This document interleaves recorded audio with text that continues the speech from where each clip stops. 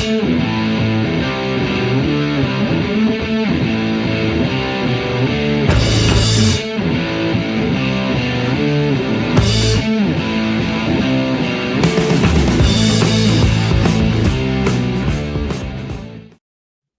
everyone, welcome to History After Dark. Today, or tonight, Katherine is taking the reins to take us through the Howard Horror Show, which I think probably put other words in there, but we need the disclaimer first. Kat, over to you. Yes, you may hear a snuffling child who is reaching towards me. He's awake, so I'm going to do this rapidly. Welcome. This is History After Dark. We call it that for a few reasons. Principal among them is this is a space where we can let our freak flags fly, where we can indulge in four-letter expletives, which we love, where we can do some innuendos, some filth, some general smut. If you are in an open plan office with a judgmental boss, now is the time to put in a headphone. If you are in a hot air balloon, a microlight, or a tractor with a small child, we call this child Timmy. Catherine's got the mug. Timmy is a problem.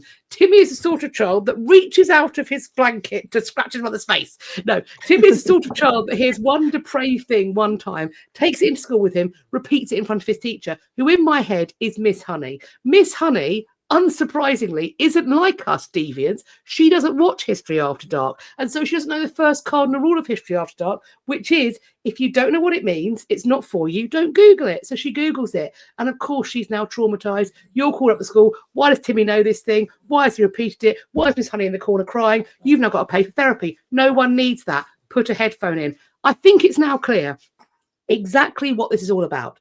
At no point, therefore, should I see anybody coming into these comments or our individual comments or emails or whatever else saying something annoying along the lines of, oh, I do really enjoy the history of History After Dark, but must you ladies swear it is very indecorous and I do not like it? First of all, no. And second of all, fuck off. And third of all, I know what you're doing. You want me to pin that comment so that people come into the comments, see you and shame you because that's your kink. And look, these two, they might shame you for your kink. I won't. But kink without consent, never okay. If you want to find your way to a Brighton basement, I've got a lovely pal called Dolores. She will do unspeakable things to you with a mic stand that will make your eyes water and put hairs on your chest. But that woman has got lube to buy and wipe clean outfits to pay for. So you will be paying her, and that is kink with consent. This will never be a drinking game, but my God, I hope you're all adults after the whole lube to pay for situation. We would never call it a drinking game, but you can do what you want. You're grown-ups. It's not medical or legal advice. Please do not sue. This is History After Dark. Let's talk about those utter shits, the Howards. God bless. They were pretty deplorable. I said to some of you already know that I love the Howards as much as you can love a dynasty that were complete tossers for the best part. But actually, some of the earlier ones weren't quite so bad. Men of their time, but not in any way in the same capacity. And originally I was going to talk about just Henry Howard principally, who was the son of Thomas Howard, 3rd Duke of Norfolk, who some of you will also know I like to call Simon. And because that man was one of the most deplorable human beings of his age. And if you consider the competition, that's quite an achievement. But the more I felt I had to go back and kind of explain how he got to be the person he was, I realized that the whole thing was just a clusterfuck in the end, really, and how they got where they were and how they stayed where they were was possibly staying where they were after everything that happened was probably their biggest achievement. Whatever else they thought were achievements, probably not as much as the fact that they survived right up until the point that most of them didn't. You'll be unsurprised to hear that Henry VIII killed some of them, which was, of course, one of his fortes. So the Howard family, ladies and gentlemen. So we can trace them back to the Howards of Wiganhall, and they were minor gentry that kind of got involved in law and local law particularly. And so it's interesting that they were only sort of minor gentry when you look about how far up their own arses they were later on. I think they were descended from the Warrens. You'd have to talk to Sharon Bennett Connolly about them, who I think came over with the Normans. but don't absolutely quote me on that. But they gradually, as many people did, built their wealth and portfolios through acquisition of money and lands and so forth by advantageous marriages. So you get these ladies who were heiresses to all these titles and things. They would marry them and they would take this on. And this went brilliantly. They built this up for a few generations until the same thing happened to them. They were left with only a female heir, and someone came along and married her and nicked it all back. So all these years of building themselves up, despite their good name and reputation, was kind of taken away, and they found themselves almost back to square one. However, we're going to look at the titles a little bit. So I'll come back to this guy a little bit more in a bit. But his name is John Howard, and you'll know John Howard possibly as the first Duke of Norfolk. Now, the title of Duke of Norfolk, the Norfolk Dukedom, had originally belonged to the Mowbray family, who were another family that you may have heard of sort of through the Wars of the Roses and coming into the Tudor period. And what happened was that a guy called, I can't remember his name, one of them, Robert Howard of Tendring, married one of the Mowbrays. He married Margaret Mowbray, who was the daughter and heir. There goes the important bit. She was the heir of John Mowbray, who was the Duke of Norfolk. That meant technically that obviously that he was going to get all these things and pass them back through the Howard line. And of course, the family tree is a wreath. So you just see all these things crisscrossing again. But then we end up once again in the same situation where the Howard heir, sole heir, becomes female. And it was a little girl called Anne Mowbray, who was about 5 years old, and she becomes heiress to all these things. And she was something along the lines of the great niece of Robert Howard and Margaret Mowbray. So Robert Howard brings this incredibly advantageous marriage back to the Howard family. So you can see already we've had some peaks and troughs, but overall it's not going too badly. Now, the Howards would always been staunch Yorkists. Without a flutter of the eyelashes, you could rely on them as a Yorkist for their support. But Edward IV, being Edward IV, had his own fluid definition of what constituted loyalty. And as he kind of made this up as he went along, and he saw all this wealth and land and title being held by this tiny little girl who couldn't do anything with it. And he thought, I know. And I know what I'll do to save me some money as well, because it will help provide income for my son. I'm going to marry this little girl to my youngest son, Richard of Shrewsbury, of Princes in the Tower fame. And so what will happen is that when they come of age, he will get all those things, which will fund him. He will get that title. Or if she dies, same things happen again. Or if he dies for some reason first, then that's still kind of under my control, and I can sort of keep hold of that for a time and that income at least, and be sort of in control of what's going on there. So there was another claimant of equal right to John Howard to these estates, but I cannot remember his name. But he's kind of disappeared into the ether, so no one really cares about him. A bit like Edward IV didn't either. Right, so, you know, John is not happy at this point, John Howard, because obviously he was going, yay, I'm going to get all this stuff in the end. And then Edward IV's like, not really. No, you're not. I'm going to have that for my son. However, as a staunch Yorkist, John Howard remains loyal to his monarch. And yes, and then in 1481, aged 8, poor little Anne Mowbray does die, and John is going to get absolutely nothing. Hands up who'd be pissed off. I mean, this is yeah. I mean, Dominic had his hand up just now. He knew what was coming. So anyway, speaking of dying, that's what Edward IV does. With no forethought, no warning, no planning, no consideration for anyone else. He dies in 1483. Now, you pretty much know the mess that comes after this, I'm sure. And so when Richard, Duke of Gloucester, his brother, decides that he should be king against his will, as we know, he fought against it valiantly, but everyone insisted, selfless, and so he agreed, you know, for the good of the kingdom, nothing to do with him whatsoever. The Howards stood firmly behind him. Now, I'm wondering if John Howard and his son Thomas saw this as a revenge against Edward IV and of sorts, you know, because obviously they've been very loyal to him. He'd screwed them over with the inheritance, and maybe that was a little fuck you from you know, they were sending to his grave. But who knows? They probably nailed their colours to the mast the best way they could, I suppose. But they were huge supporters of Richard. They took part in his coronation, and immediately afterwards, John Howard receives the Mowbray inheritance and the title, the Dukedom of Norfolk. Now, this is a hereditary dukedom, which is accompanied by the son and heir of that duke being given the title, the Earl of Surrey. So here's a little theory I'm going to run by you, and it's just a theory. Last week, we were talking about conspiracy theories and ideas, so it's just a thought. Because the Dukedom of Norfolk on Richard III's accession technically belonged to Richard of Shrewsbury, the youngest of the two princes in the Tower. So it had technically a living person that had that dukedom, and it was not available to be awarded to somebody else unless possibly they'd been attainted as a traitor or something.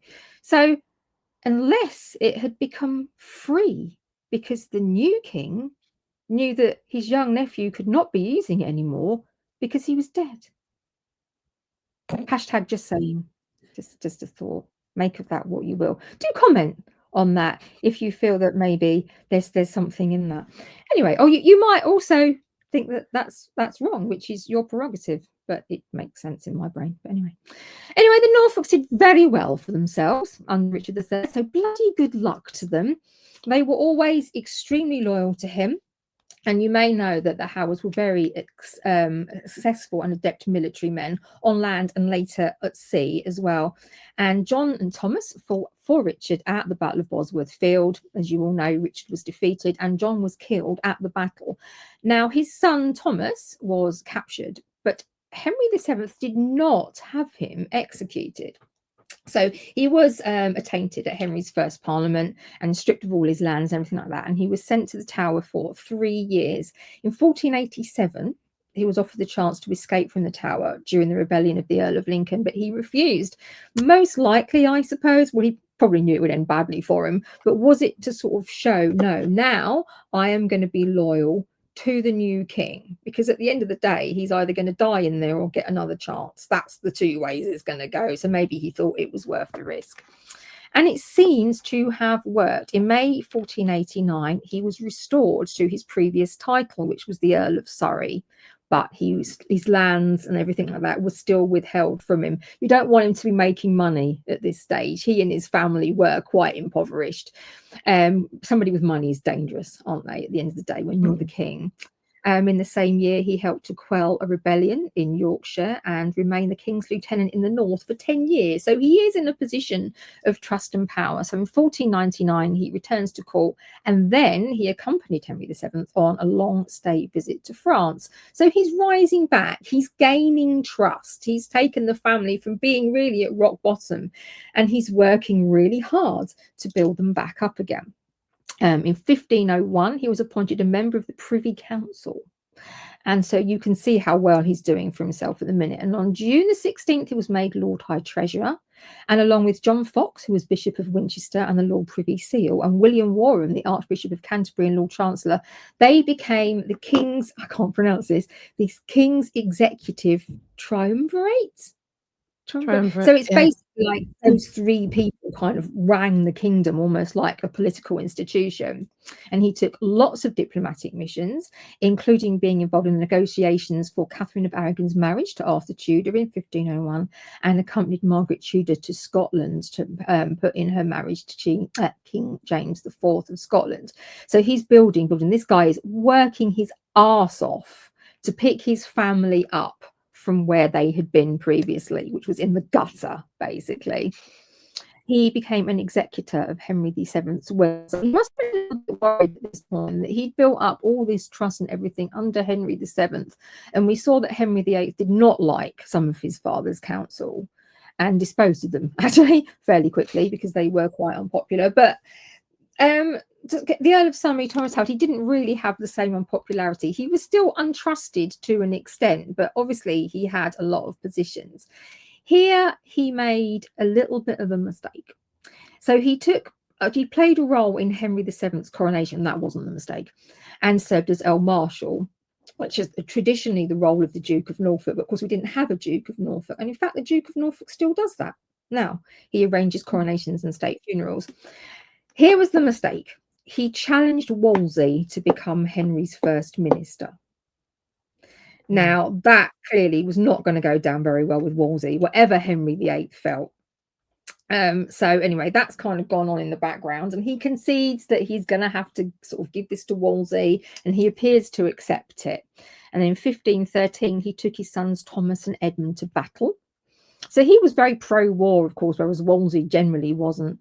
But his forces crushed those of James IV at Flodden, and lots of you have heard of this particular Thomas being known as the Flodden Duke in later years. Eventually, all of this work comes into fruition on 1st of February 1514, age 71. This man is returned all his lands and everything like that, and his father's title, which was now obviously his, the Dukedom of Norfolk, from Henry VIII, age 71. He has fought tooth and nail for this for about 4.5 decades to get all this stuff back for him and his son. So his son, Thomas Simon, now becomes Earl of Surrey because his father has become the Duke. They were both given back their lands. So sorry, can I just clarify? So you had the first Duke, and then even though there's a break in the Duke title actually being awarded to anybody, he's still, when he's awarded it, he's the second Duke because it's the second one of that creation, right? Yes. Thank you. So for a while there was no Duke of Norfolk, no Earl of Surrey. Then the second Duke gets the Earldom of Surrey back, but nobody gets the dukedom. But because the Earldom of Surrey comes along with the Dukedom of Norfolk, when he got the dukedom title, there was a role was available for the Duke of Surrey. That became open. So all of that hereditary peerage sort of fell back into place where it was meant to be, how it had been when John, 1st Duke of Norfolk, had got it in the first place. Does that make sense? Right. Yep. Okay. Good. It's a very long time to win back the trust of that monarch, but he continued to have a successful career until his death in 21st of May 1524. We'll pop back to that in a minute. And then his son, becomes 3rd Duke of Norfolk and Henry. And then his son, the 3rd Duke of Norfolk's son, who's become Earl of Surrey. No, sorry, I'll do that again. The 3rd Duke of Norfolk obviously then frees up the earldom of Surrey, and that goes to Henry Howard. Okay, so Henry Howard is now the 3rd Duke's son. I hope this is making sense. Hopefully it will continue to make sense as we go along. So yes, like his predecessors, the Earl of Surrey was a superb military man, and on the 30th of September 1497, he had been knighted by his father. Be knighted by your own father, who served under the campaign against the Scots. And so Henry VIII was actually his nephew by marriage. So the Earl of Surrey, who will become the 3rd Duke of Norfolk, Henry VIII is his nephew by marriage, which sounds like it's going to put you in a pretty terrific position, doesn't it? And that marriage had no issue, and it was because he was married to Anne of York, who died in 1511, who was the sister of Queen Elizabeth of York. So he was made a Knight of the Garter on Henry VIII's succession to the throne. So we're doing really well at this point.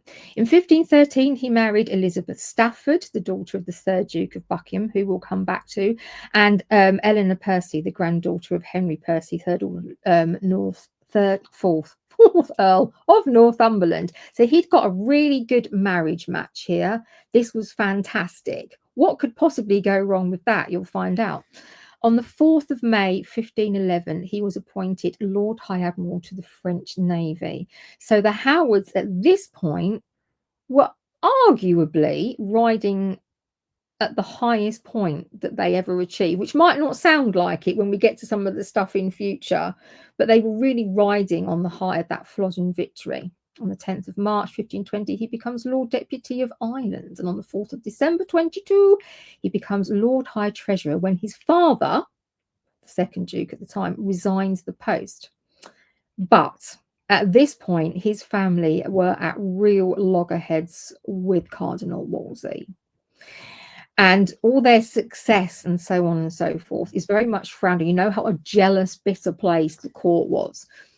But making an enemy of Wolsey is a really, really unwise thing to do, although I don't think that had been intentional.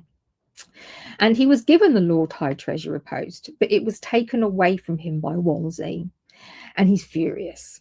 And it's given to Henry Fitzroy, Henry VIII's illegitimate son, who will in fact one day become his son-in-law. So they are very pushed aside, and Wolsey sees to this, and he basically gradually tries to push them further and further away from court, and their influence starts to wane. And when on the 21st of May 1524, the second Duke dies, it left him, obviously, the Earl of Surrey, Simon. He then becomes the third Duke of Norfolk. That's when he becomes the third Duke of Norfolk at that point, and Henry's the Earl of Surrey. So we're a little bit pushed back from court. We've kind of skulked away a little bit to work out what we need to do to get away from this influence of Wolsey, because although a lot of the land and titles and everything had been there, they had lost this favour again, pretty much from where they were. But then, possibly the most famous Howard of all, Anne Boleyn, steps in and catches the king's eye. So she was in fact the third Duke's niece, because she was the daughter of Thomas Boleyn, who had married Elizabeth Howard. So it seems a little bit doubtful that Norfolk, or perhaps any of the other Howards, were very keen on the Boleyns, because they weren't old money and they weren't the posh gentry. But nonetheless, this had not stopped, as many of you know, Thomas Boleyn from being very adept, from rising at court, and it made him a good choice for a marriage to Elizabeth Howard.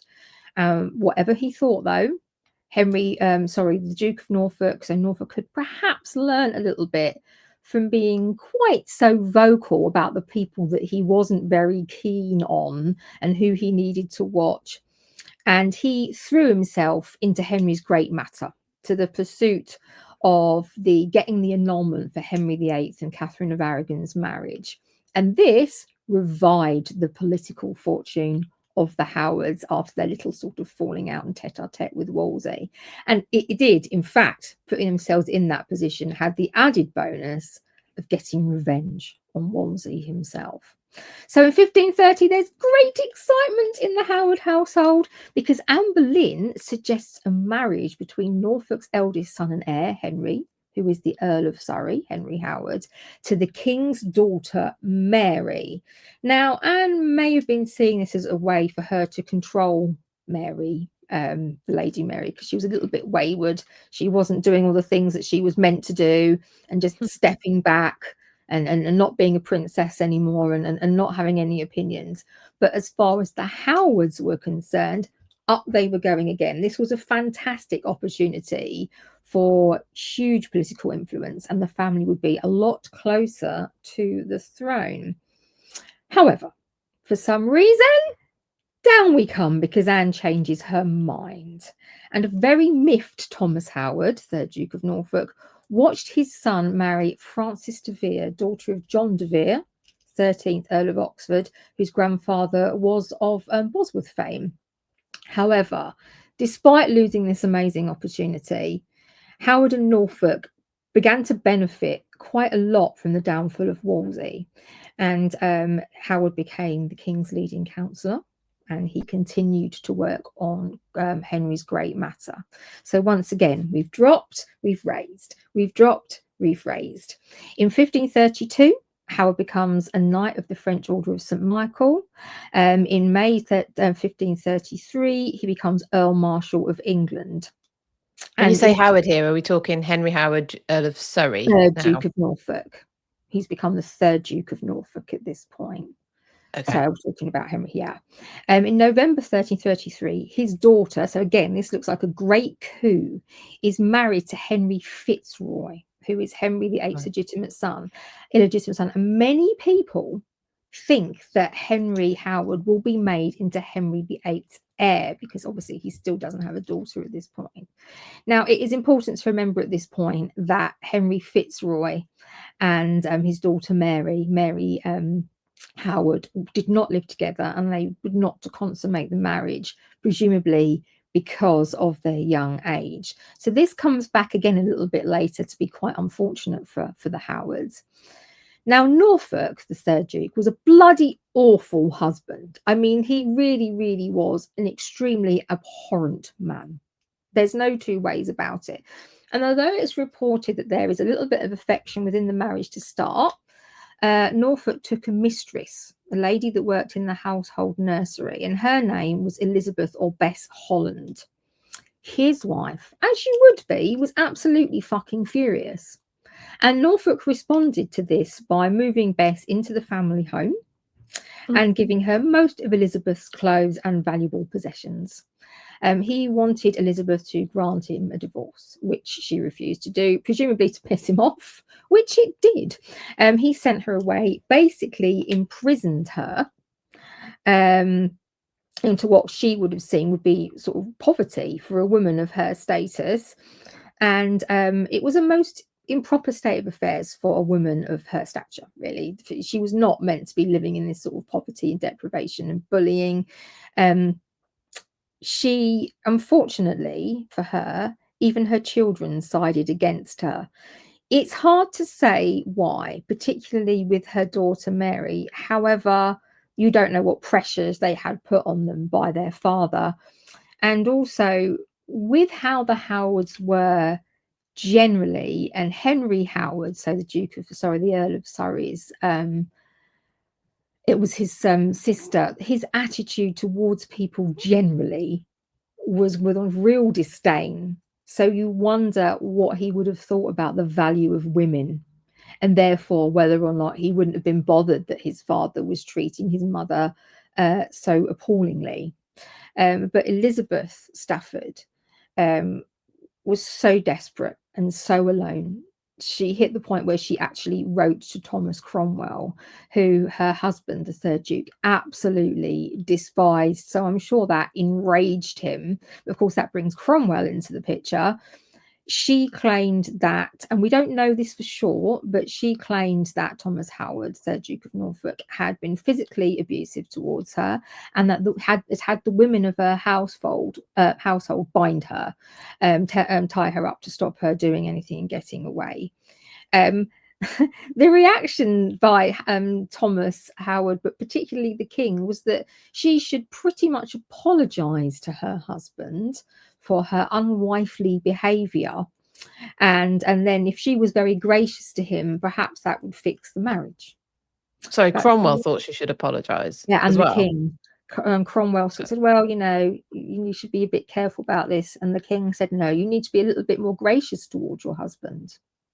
This is how this marriage will get fixed. It's a good marriage. It's a good match. This is what you should be doing. But then it hit the point where no matter how gracious she may or may not have attempted to be on the advice of the higher echelons of society, who she stated quite frankly she would never turn to ever again because of their behavior towards her, Howard at this point refused to reconcile himself anyway. He was exceptionally stubborn, so I don't think at that point it would have made any difference what she'd done anyway. Well, she's screwed either way, isn't she? If she divorces him, she's on her own. Yeah. And if she stays there, she's on her own. There's no good solution here for best Elizabeth. case scenario is widowhood.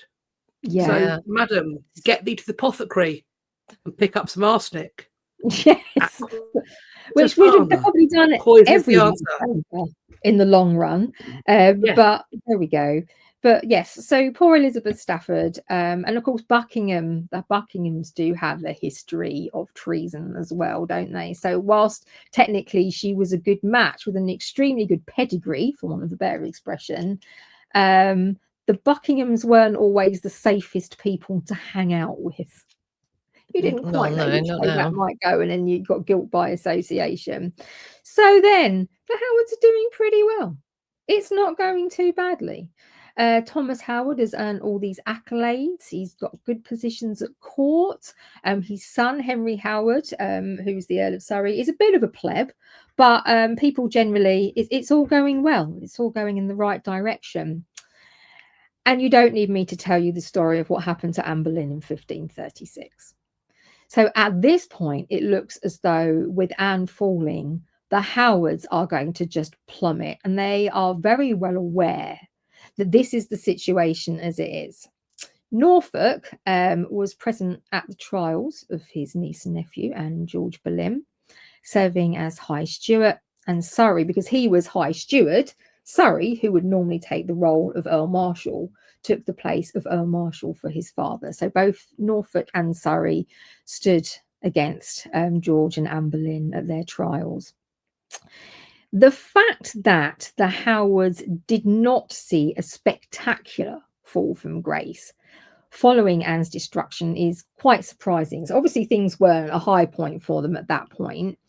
I believe, for what it's worth, that because for decades they had proven to be a family who were very loyal to their monarch, whoever that monarch was, and whatever their own personal expense it may have been, they were exceptionally loyal.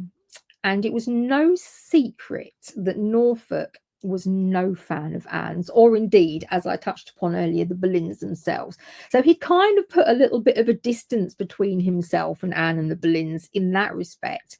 Also, of course, his son, Henry Howard, was Fitzroy's best friend. Henry VIII's best friend. He was his master of the horse. And when Fitzroy died later in 1536, for possibly the only time in his entire life, Henry Howard showed some real grief and emotion at the demise of another person. It really apparently did hit him quite hard.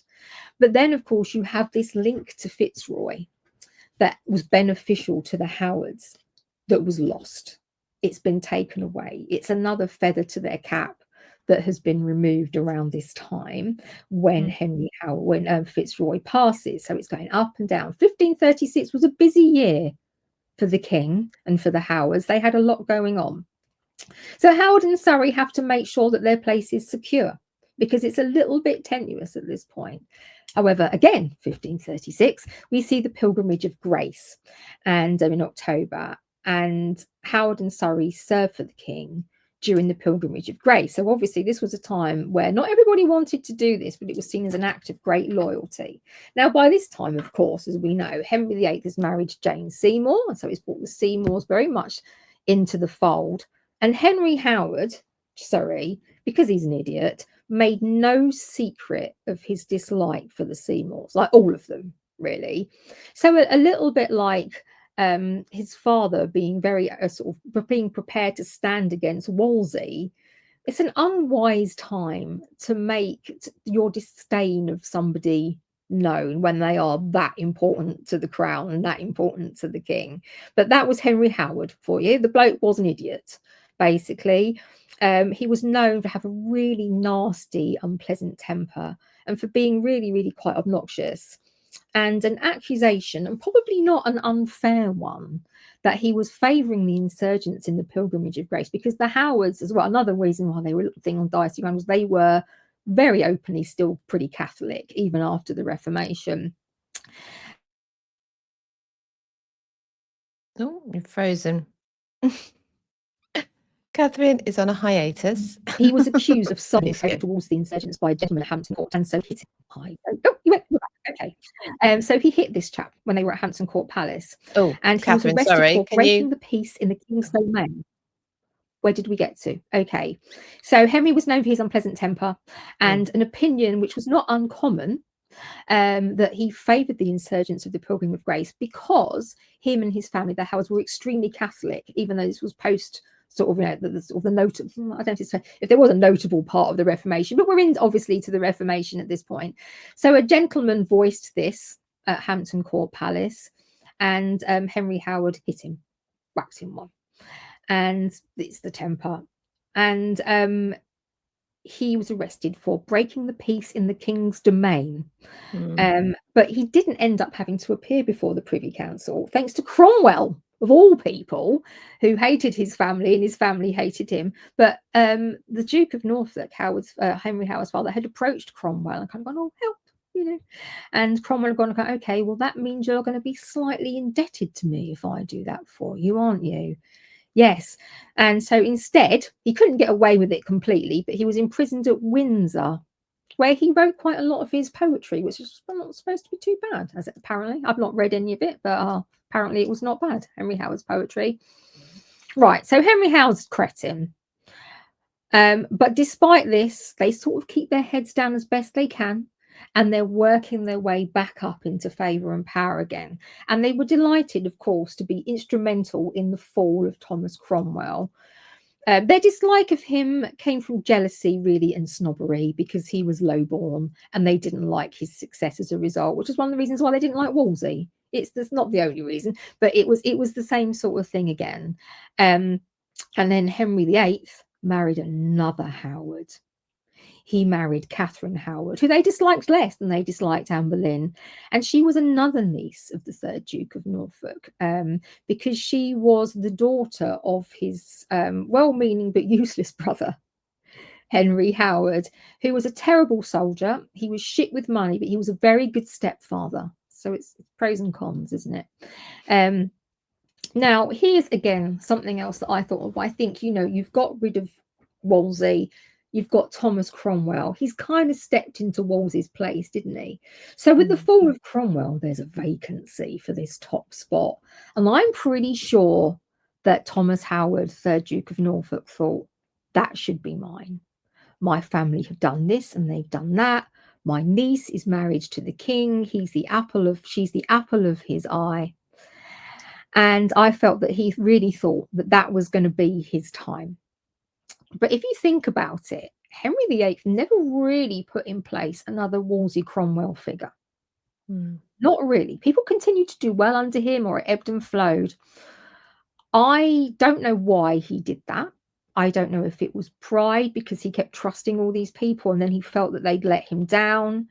Maybe he saw the danger in letting one individual get too big.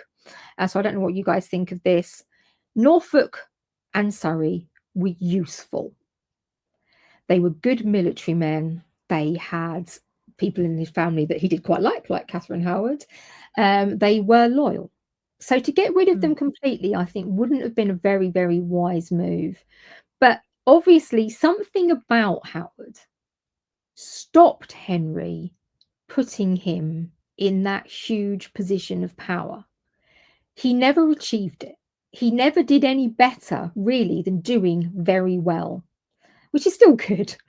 But they were still known, the Howards at this stage, for their arrogance and their temper. And basically, their Catholicism didn't really go in their favour either. They weren't doing themselves any favours in a lot of ways. However, in 1541, Surrey was knighted and then received the Order of the Garter. And then, this was a good one, was made Chancellor of the Duchy of Lancaster. So that's quite actually a very important post. And then jointly with his father, they became the Grand Seneschal. Is that how I'm pronouncing that right? Of the University of Cambridge. But then, disaster. Katherine Howard fell. Essentially, and this is maybe sort of making it a little bit simply, but for the audacity to have been brought up inappropriately through no fault of her own. And this time, the Howards didn't really have the buffers of dissociation, like the dislike of the Boleyns and the good relationship with Fitzroy that they had had the first time round. And they didn't really escape in the same way as they had before. They didn't come crashing down, but it was noted that they had sort of, that there was probably have hidden stuff, that they had kept stuff away. And Henry was on his council, well, what exactly, which role, how much did they know, what should they have done and not done? And this time that included the Duke of Norfolk and the Earl of Surrey. So members of the Howard household were punished, including Norfolk's daughter Mary. Now she, as you know, had been married to Fitzroy, and she was not getting what she had been entitled to as his widow. The crown was withholding all this from her. Very possibly, I think they were using the marriage was never consummated line in order to try and get away with that. So, what had been a very, seemed a very good benefit to the Howards, that marriage had come to absolutely nothing and left Mary pretty much destitute, really. Her father was having to sort of pick up the tab for her, I think, for want of a better expression. And then the Dowager Duchess of Norfolk, Katherine Howard's step-grandmother, and her son William, who really should have done an awful lot better by Katherine bringing her up, were punished, and things were removed for them, etc., etc. And they never really recovered financially and socially through any of that. Norfolk, the third Duke, ran and hid at the family seat of Kenninghall to get himself out of the shit as much as he possibly could, where he wrote a grovelling letter of apology to the king, blaming literally everyone except himself for what had happened with Katherine Howard. Despite all of this, he and Surrey managed to remain in favour. And again, I can only assume that this is because of the loyalty in previous decades they had shown and the use that they were to the crown. Now, Surrey continues to make a number of faux pas and misdemeanours, but in the same vein, he and his father continue to provide Henry with a huge amount of military success, both on land and at sea. However, Henry Howard goes out of his way to piss all this up the wall once again, because he had such a vile personality that he began to lose control and authority over his army. And he was also asking for way too much money that he could be provided more to make his campaign a success. And so he came home. He came home, much to everyone's delight, I'm sure. Now, Norfolk was overreaching, he was exceptionally ambitious, and he was unable to keep his nose out where it was not wanted. And that annoyed everyone, including his family. And this backfired on him as well. Because one of the things in a number of ways, but one of the things that he continued to try and do was arrange marriages for members of his family, advantageous marriages, and you can see why, but he overreached. And he did things like arranging the marriages of his grandchildren, which he wasn't entitled to do, and he would do it without speaking to their parents, his children. Everyone's pissed off about this. They're not happy. My favourite story of these is when he tries to marry his daughter Mary to Thomas Howard. So he thought perhaps one day she would be she'll be queen one day when she marries Fitzroy. Of course, that hadn't worked out. And the dream died when Fitzroy did. But now he could see power for his family. He didn't care about Mary. He saw power for his family through the alliances with the Seymours, because obviously Thomas Seymour was uncle to the heir to the future king, and one day the king. However, Henry Howard fucked it right up, because he just couldn't leave his public disdain for the Seymours alone. So even though it was so unwise to do this, he wrote a letter to his sister, didn't hide any of this. This letter enraged Howard, which almost didn't matter because his daughter Mary had already enraged him by saying that she didn't want to do it. She wasn't up for it anyway. And Henry Howard made it quite publicly known that the implication of this action would basically make Mary a whore, because marriage to Thomas Seymour, I don't know how he got to this in his head, was only one step away from being the king's mistress. Right. I don't know, but this pissed off everyone. I mean, like, everyone was pissed off by this, as you can imagine, really. Anyway, it was this sort of attractive behaviour that once again led to the Howards being extremely marginalised at court. They were arrogant, they were rude, they made assumptions, they were Catholic, they made an enemy of Catherine Parr, and no matter how much perhaps his father tried to rein him in, Henry just continued to be repeatedly obnoxious, bad-tempered, and indiscreet. So at the moment, Henry Howard's kind of the bottom of the pile, but one day he's on to be Duke of Norfolk when his father dies, and he just thinks that he can do whatever he likes. Now, ironically, with what I've just told you about with the marriage, as a response to the Howards' decreasing status within court, Henry Howard suggests to his sister Mary that she should seduce the king, become his mistress, and that would raise the family's fortunes.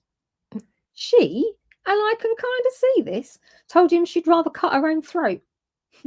And of the two options, I can see why she might consider that one, as it happens. So, sorry, his objection to the Thomas Seymour marriage was that it somehow made it his would make sister her look Mary like a whore, would because make it it would look, be one step away from being mistress to the king. and then because he this actually time, suggests she and then becomes a later on, mistress to the yes, king. because the family's fortunes are so low, he's then prepared to do that to But it's her. fine to pimp your sister at that point then. Yeah, right, I get it. That's there's no worries about that. When his father morals. suggests that marriage, it's disgraceful. When he suggests it, it's okay, because He he's Henry suggests VIII. just being a mistress. He actually sounds unwell, like that sort of behaviour, that volte-face kind of I almost behaviour. hope he was, because unwell. at least that would explain it. You know? Yeah. So anyway, Very uncaring. when you continue to do these sorts of things and make yourself that unpopular, and continue to voice opinions against people who are so influential, such as the family of the heir to the throne, it's only a matter of time before somebody tries to take you down, which is, of course, exactly what happened. The short version of this, you'll be pleased to hear, is that Surrey quartered the arms of Edward the Confessor on his coat of arms. Now, technically, his lineage probably did entitle him to do this. However, he did it as a mark of his own self-importance and arrogance. And those around him who disliked him managed to basically persuade the aging, unwell, and increasingly paranoid Henry VIII that the arrogance of Surrey and his father Norfolk, this was just the final thing that showed their pretensions to the crown. They persuaded Henry VIII that Norfolk and Surrey were planning to usurp the king and reverse the Reformation. I mean, that seems like a bit of a stretch, but Henry VIII, for whatever reason, went for this. It worked. So Surrey and Norfolk were arrested and sentenced to death on the 13th of January, 1547. A number of their family members, this is just delightful, it's exquisite. A number of their family members, including Mary and Bess Holland, Norfolk's mistress, all gave evidence against them at their trials. Love it. Absolutely love it. Surrey was executed on the 19th of January. Now, there's not many biographies of the Howards individually, but there is one on Henry Howard called Henry VIII's Last Victim by Jesse Charles. So if you want to know a bit more about that bellend, there's a whole book on him. Both were attainted on the 27th of January. Norfolk was due to be executed on the 28th of January, but conveniently for him, Henry VIII dropped dead. I don't suppose many people were that bothered about that, but I would imagine he was particularly pleased. Now, for whatever reason or reasons, we don't know why, that execution never happened. So you could have argued, well, Henry died, it was delayed, they'd have done it later, but they didn't for whatever reason or reasons. But Norfolk remained a prisoner throughout the entire reign of the delightful little boy, Edward VI, who would have been a great monarch had he been allowed to, come of age and nature hadn't taken its course in a different way. It may have been because Edward just didn't care about him and he was happy to let him rot. He was getting on with that bit, so maybe everyone just thought he'd die in prison. He was very Catholic, so you didn't want him out wandering about and causing problems. He obviously wasn't keen on the Seymours. He served no purpose to anybody, but anyway, they just left him there. They didn't execute him. He was released when Mary I came to the throne, and she pardoned him. Very Catholic, you see, this worked in her favour. And he led one more military campaign for Mary, which was in fact unsuccessful. And upon his death, the dukedom, was actually still there. It hadn't been, he'd got that back when he was pardoned, and it passed, in fact, to his grandson, so Henry Howard's eldest son. And can we all guess what original name he'd been given? Thomas? Yes. So the second, third, and fourth Dukes of Norfolk were all Thomas, and they lost the dukedom for a while because, for a while, following the family line, Thomas Howard, fourth Duke of Norfolk, continued to rise and do quite well at court until he cocked it all up. He got executed on the 2nd of June, 1572, for being involved in the Rodolphi plot against Elizabeth I. And displayed the standard arrogance of the Howards by genuinely believing that as she became queen, he could marry Mary, Queen of Scots. Yeah. Finally, around about 100 years after that, the Howards did manage to get back the Dukedom of Norfolk, which they retain to this day. Can you guess, ladies, the Christian name of the Howard that claimed back the Dukedom of Norfolk? Thomas. There we go. How did you ever guess? So there we go. That was the potted rise and fall, ebbs and flows of the Howards. People either love that or it's very boring. I'm sorry if it was the latter. They are. It's interesting how they claim old money, claim long lineage, and that and so therefore the uprising of Wolsey and Cromwell is so against, I don't know, nature or whatever. Like, one protesteth too much. Yes. It's like they are hiding the fact that they are pretty new by pointing out how even newer someone else is. Yeah. And that they did have, although they were building themselves very very gradually, they probably never would have got to the point that they did had Robert Howard not made that match with Margaret Mowbray. And we're not sure, he was below her in status. The Mowbrays had a dukedom at the end of the day. He probably was serving militarily with her father, John Mowbray, the Duke of Norfolk. And it seems likely maybe that what had happened was that Robert Mowbray had gone into was away with him at war, or he'd ended up somehow in service in the Mowbray household, and that's where he'd met Margaret. Now she wasn't; she was in fact the eldest daughter, and she was the heiress. And he had younger daughters that were already married, and it seems that she was probably well into her 20s by the time of their marriage. So I don't know, did John Mowbray really like him? Was he been so successful militarily that he was prepared to accept him as a son-in-law below his daughter's status? Or was she just of her time, a woman that was cracking on a bit and needed to be married off? And he seemed like the best choice she was going to get, at the risk of sounding slightly mercenary. So we're not exactly 100% sure how they met, but he was almost certainly in service of her father.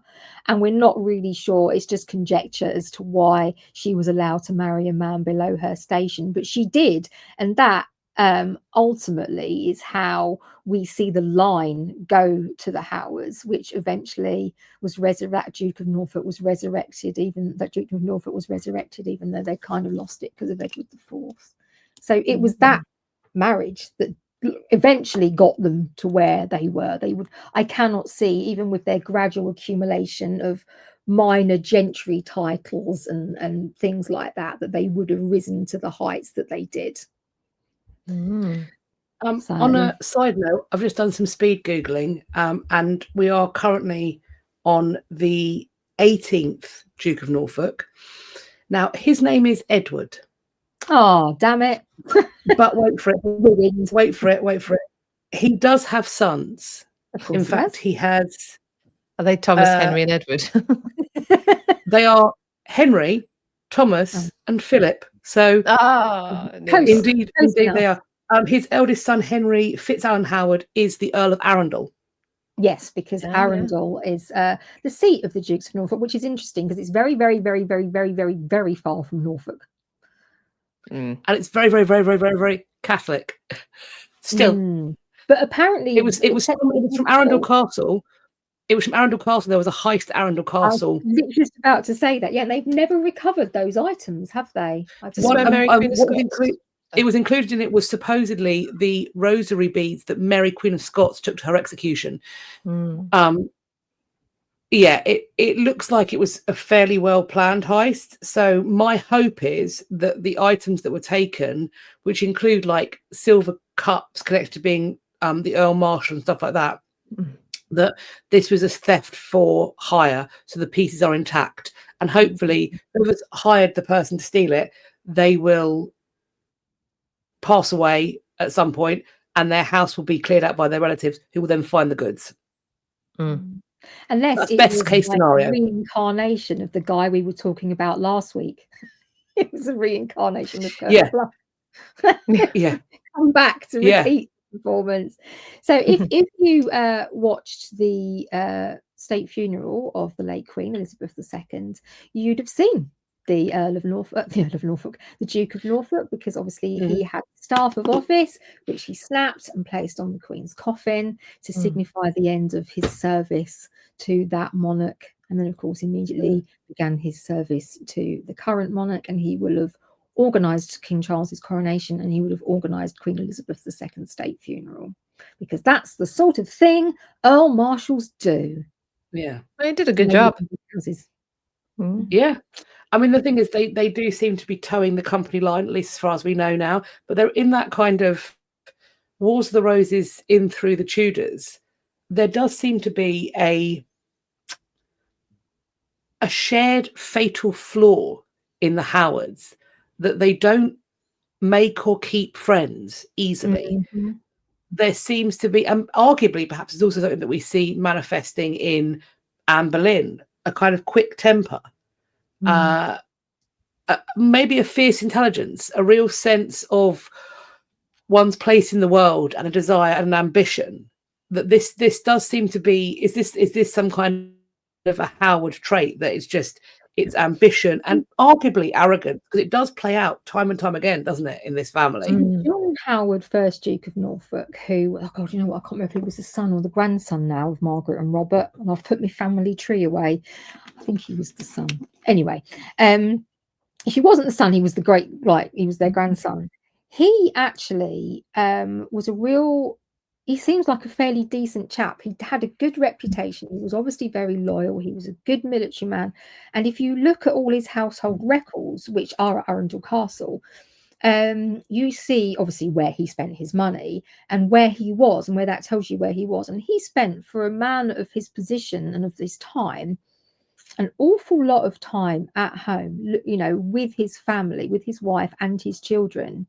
So I think, I don't know where it went wrong. Because if you look at the second Duke, his son, he spent between 40 and 50 years building back the family's fortunes and everything, and getting the dukedom back under Henry VII and then Henry VIII. I don't, and he also, I'm not sure he had I'm not sure he was like exceptionally popular at court or anything like that, but he had to keep his head down and do his job and prove himself again and again, even when he was getting all these, you know, like he was becoming like treasurer and all these types of things. He was still slightly, I don't quite give you everything. I don't quite, you know, trust. I'm remembering your family's past. It's 71 to get that back, you know. So I'm not sure why it's like the old adage, though, isn't it? Like there's first generation, like I can't remember how it goes, but like the first generation earns it, the second generation kind of looks after it, and the third generation blows it. Well, that very much happened in this case.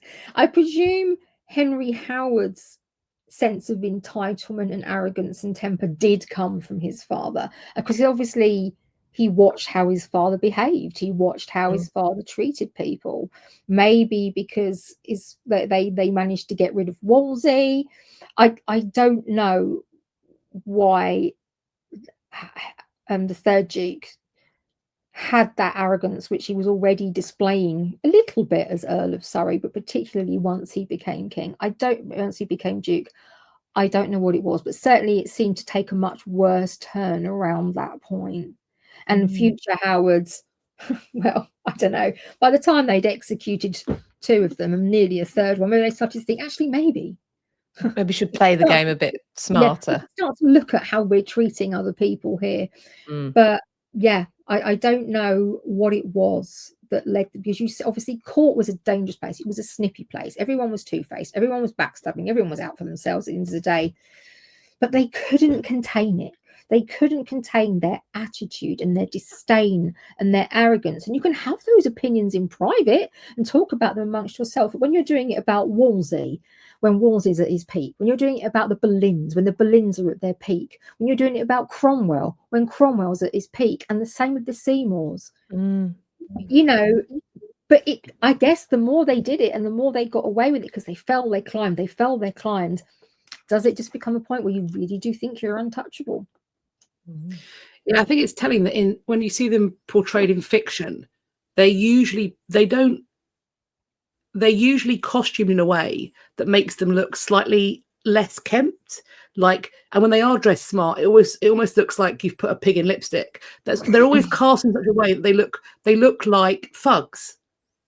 Whereas whereas other members of the court will be, you know, in beautiful silks and it will look right. Whenever I've seen the Howards, particularly like the Duke of Norfolk, whenever I see him portrayed, he always looks a little bit rougher in the costume. It always looks a little bit like you've tried to gild a turd.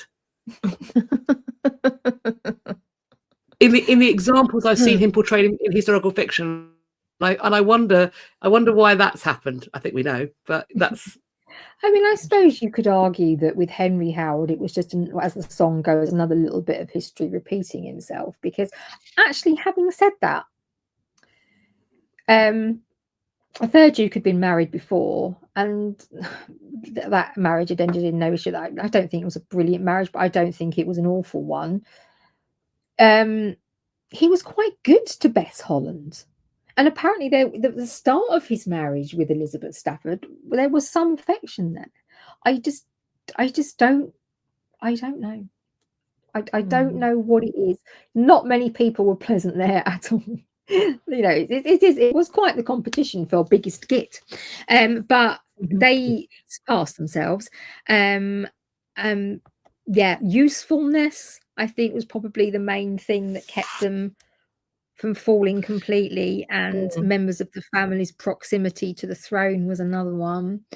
You know, and Mary Howard was still married to Fitzroy when Anne fell.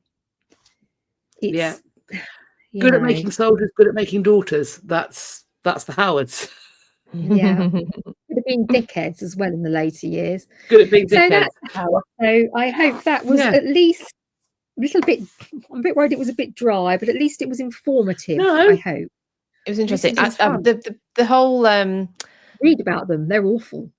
The whole Richard of Shrewsbury bit is very interesting to add into the mix. I think the playing devil's advocate, those of us the people who see Richard III as someone who can do literally no evil ever, I would potentially say that the argument for him giving off the dukedom is, well, if those boys weren't of a lawful marriage, they aren't entitled to the dukedom, just like they aren't entitled to the throne. Would be the argument. Yes, but I would think sure any question about who has the right to the dukedom should mean that it probably shouldn't be given out, unless you know it's definitely vacant.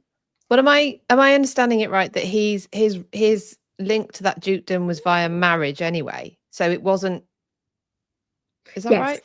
So, so the Mowbray heir, who had the title, when the Mowbrays had the dukedom, it came down to that little girl, Anne Mowbray, and she was the one that Edward IV married to his son Richard of Shrewsbury, so that he would then obviously get all of that. So technically speaking, Richard, the younger of the two princes in the Tower, would inherit the dukedom of Norfolk via marriage. Which is why it was kind of his, because Anne so Mowbray even being away.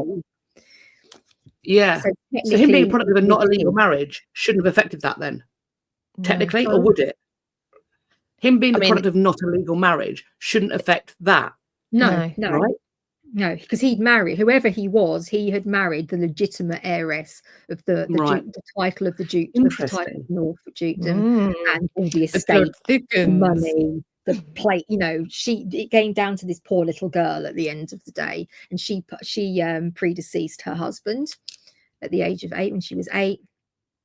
So, I mean, presumably a Interesting. monarch can give or take away a dukedom or any form of title at any time they want, but it was just there was no reference to it. It's like, so you've been Earl Marshal at my coronation, even though you're not Duke of York, even though you're not a member of, like, you know, you don't have a title. Lo and behold, now to be fair, it could just have been Richard went, you have that. Why the hell is John Howard going to say no to that for whatever reason he's thinking? He'd been fool of the century to turn that down. He may have legitimately agreed with Richard and everything that Richard stood for and said he believed in. He may, there's Freudian. You know, all of these things may have applied. So we don't know what, you know, he was a staunch Yorkist. He stood by his monarch. Without continuing to do that, he probably would have vanished into obscurity. Really, at this juncture, supporting Richard was his best chance. And did him a lot of good. Exactly. So I completely understand why he did what he did. I mean, I don't fault him for it in any capacity. Milk that fucker and those Yorkists for whatever you can get out of them after all your decades of family service to them, and the way that Edward IV tried to screw you over. Take what you can get. He is one of the people, John Howard, who is lined up for, if they were murdered at that time, somebody who could potentially have done away with them. The idea being that he was very close to the king. The king obviously trusted him because he'd given him and his son these accolades, these positions of power. He was close to them. He was trusted. You know, and you see Hastings is no longer trusted. You see Buckingham's no longer trusted. You know, and then people like the Percys just kind of abandoned Richard in the end. And Norfolk's there. He's this stalwart, isn't he? He's very trusted. He's very trustworthy. And he say that he wouldn't. He's supposed to have been one of the people who essentially went down to take Richard of Shrewsbury out of sanctuary, and then persuaded Elizabeth later on to come out with her daughters. Supposedly, I've read conflicting things about that, so I can't say for sure. Interesting. But, you know, we're all told she didn't want to leave. She didn't want to take her daughters. She was scared. We were all told that she didn't want to hand her younger son over. Who knows? Well, he certainly benefited. He did. Yeah. So there we I'm go. looking forward to seeing what people write in the comments about this, what their view is. Oh, this one's waking up. Oh, okay. Philippa, what's happening next week? Next week, we are here live with a guest, the returning and ever hilarious Julian Humphreys is joining us again to talk about battlefield cock-ups. And from the ones he's already mentioned to us, I think it's going to be eye-opening and very exciting. Well, very funny. So yeah, very looking forward to that. Yes. Kat, tell us the things you have to tell us. Yes, I'll do. I will try. You may have to pick it up if this one kicks off, but we'll try our best. So please, if you've enjoyed what you've seen here, you can support us over at Buy Me a Coffee. That is www.buymeacoffee.com/hadpodcast. If you purchase Winnebagos, that supports the channel. You can also there join our close friends on the Hinstagram. That's a place where Katherine finds depraved history memes and things about beavers and puts them up for it's essentially like being in our group chat, because that's pretty much history memes and beavers is what is on our WhatsApp between the three of us most of the time. You can also please do subscribe for free to the History After Dark hub.substack.com. There's also a paid section where you get additional content if you so choose, but that is where you're going to get loads of updates about the podcast, etc., etc., etc. Make sure you are there, because even if you do subscribe to the YouTube channel, which you should do, and also like and put comments, but maybe also emojis. I'm wondering what emoji fits the Howards. Maybe you could do the roller coaster emoji. Yeah, or one for each Howard. See if you can or an emoji for each Howard. Story of the Howards in emojis. First Duke, second Duke, third that's Duke, fun. That's super fun. Yes, even if you do all of that, even if you press the bell icon and select all in the drop down, which will appear, which you should do, because YouTube does claim they will tell you when we've next uploaded. It doesn't always work. So it's best to also come over to the Subby stack to find out about other things as well. We have merch. We've got History After Dark merch. We have got Timmy is a Problem merch. We've got No Fit for Free on the internet merch. We have got Warboner merch. We've got Rough Beaver merch. And coming soon, it's in the works. We're in discussions. We're sending to the pictures. We're laughing at those pictures about the various forms that the conflict resolution technique matches, t-shirts, etc. might take. Maybe we'll even find a way to do like a matchbox with conflict resolution. I don't know. We'll find some fun things to do. Watch this space. It's always good to be following. If you go to the description box, you'll also see our link trees. Hello, baby. You'll see our link trees where you can follow us on our individual social medias. I'm going to mute because he's smiling currently, but I fear it shall not last long. So while you say the next bit, I'll mute for a moment. All right. Kat's already mentioned Instagram, obviously. It's on Instagram. We are history.after.dark. So if you are a member of Close Friends or you would like to be, that's where you need to be anyway. And we also will put up announcements about what's coming that night. So if YouTube doesn't alert you, or for some strange reason you haven't subscribed, I mean, we don't understand why you won't have done that, but just in case you haven't, you will sometimes get that message from us, the notifications on there. That's what's coming, plus other odd bits here and there that may be of interest to you. I think that's all of it, Philippa. Is that all of it? I've just thought of something we haven't mentioned for the last couple of episodes that we should do, which is, if you are listening on the podcast, thank you very much for tuning in on the podcast. If you would like to find us on the podcast, because perhaps some weeks it's better for you to consume us in your just ear holes as opposed to your eye holes as well, then if you look us up, you have to put the whole thing in. You have to put in History After Dark podcast when you're searching. That should come up with us, and you'll recognize our logo. It's basically what we have on our t-shirts, black and a microphone, and it says History After Dark, and that is us. So and all the gits, many gits. We are currently probably, or maybe finished by now, putting up the Deceased Gits series, which was recorded in 2023. That is all going to be on the podcast. And following that, we will begin to also share the History Heroes series on the podcast as well. So very soon you will have binge-worthiness straight from us to you as a gift. And if you can work out how to leave comments and reviews and stuff on there, please do, because it does nice things to us on podcasty algorithms. Yeah, that would be definitely helpful. I think it's a bit more awkward than on YouTube to find where to do it. But if you can find where to do it, please do it on the podcast, because it does definitely help to get the word out and get more. I know how to put a rating on, but I don't know how to, like, a star rating. But yeah, let us know. Whatever. Yeah. Do whatever it, we are. work it out, do it, nice things, and then tell us. Yeah, and tell your friends to do it too. That'd be great. Yeah. Right. This one's getting spicy, and he's trying to get himself on camera, which is cheeky bum bum. So we're not going to do that. I'm going to count this out. Okay. Everybody, especially you, mate, be good. But if you can't be good, be careful. And if you can't be careful, don't get caught. We're going to leave in 3, 2, 1. Bye.